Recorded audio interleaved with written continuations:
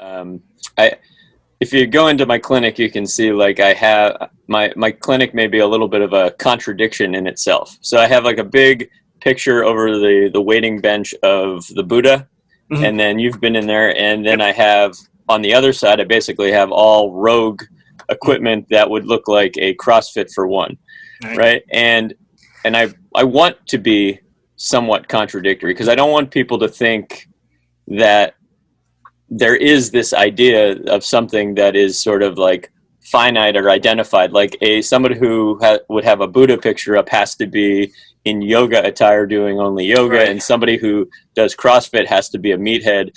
And but that's where, you know, people will come in a lot of times with those biases of what they think fitness should be, what they think the difference between someone who does yoga is versus a person who trains with weights, and really being able to separate that out and just show that, like, you know, you can be versatile. You can do more than one thing, and you don't have to specialize in any one thing, because the more you go down one rabbit hole, the more you might, you know, close down another one. So you just really have to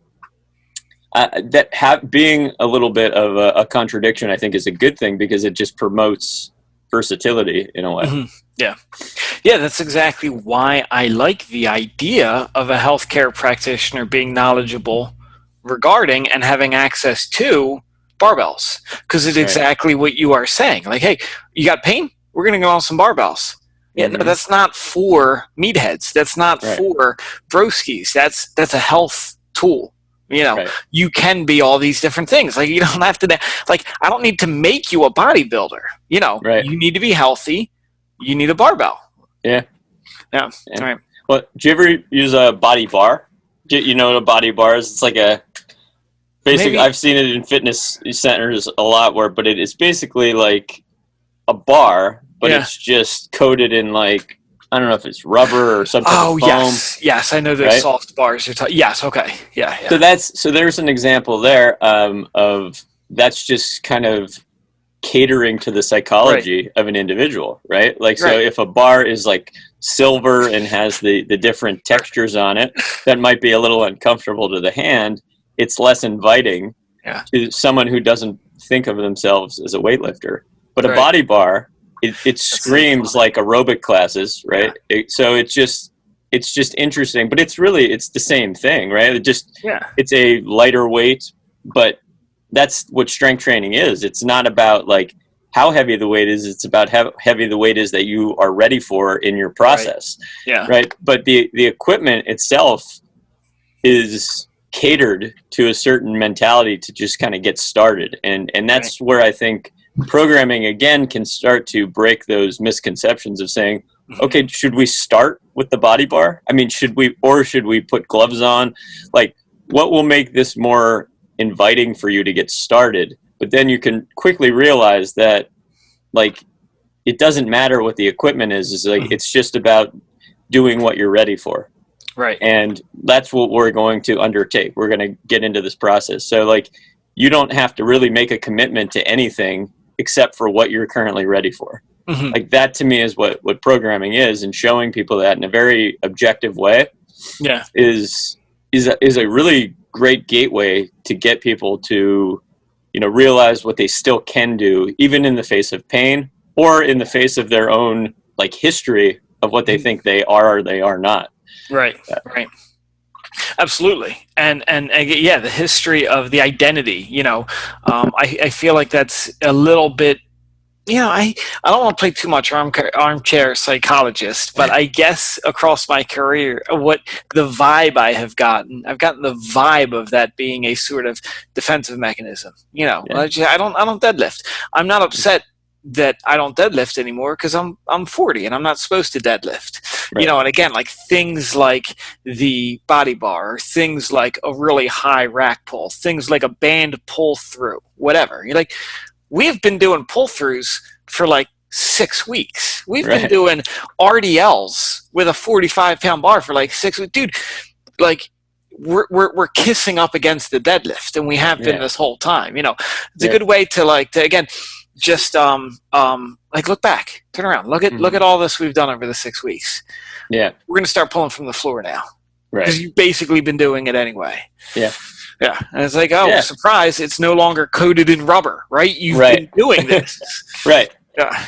Yeah, and I think that it's important to be able to find a fundamental within the thing you're trying to get someone to do, but that's different for each person. So like I can think of like a deadlift, like the fundamental position of that would be the idea of a hip hinge. Mhm. But that language might be useless to, Sure. some person, right? So you might have to meet it as like, okay, picking up laundry. Like it might have to be, helping somebody, like I have a nurse or somebody who's working in a hospital who's like got to help transfer a patient. Well, it might be bending over to help move a patient, right? There has to be like a commonality in language that connects to the thing that you're training.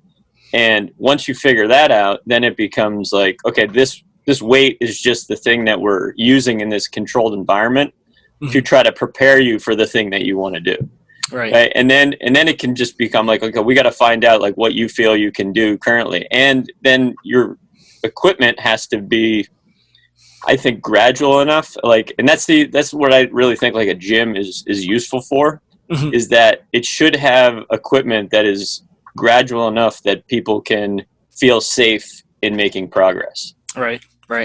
And like that's when I buy equipment for my gym, it's usually because I have a patient in mind that it's like, oh, I need to make a more gradual jump. So I need to get a kettlebell that's in between the two kettlebells I have, or I need to get a lighter weight because what I have right now is too intimidating for this particular person. And then after a while, you get enough like bodies in your gym, and you start building your equipment based on what are the increments of change that are appropriate for the people that you're seeing. But that ultimately becomes like the game there of finding like how gradual can I be in this change, because everybody needs something that's slightly different. Yeah. And the more tolerance you have, the quicker you can make change, because you don't need as gradual of a process. Like you're not as apprehensive to trying something that might be a bigger jump. Right. Well, it's funny. It's you. What you make me think of with that is like a different shade of tolerance, or like just next to tolerance is, I think something that we have to deal with when we're treating pain, as opposed to just making someone stronger or bigger or whatever it may be, doing a weight loss program, is like, does the person care about any of this? Like you talk about, hip hinge. Yeah, like there's this whole thing of, you're right. Like, oh, hey, my, Dr. Joe's helping me learn how to do the hip hinge, and their spouse is like, oh, that's, okay, what are we paying for? But like, no, it's super important.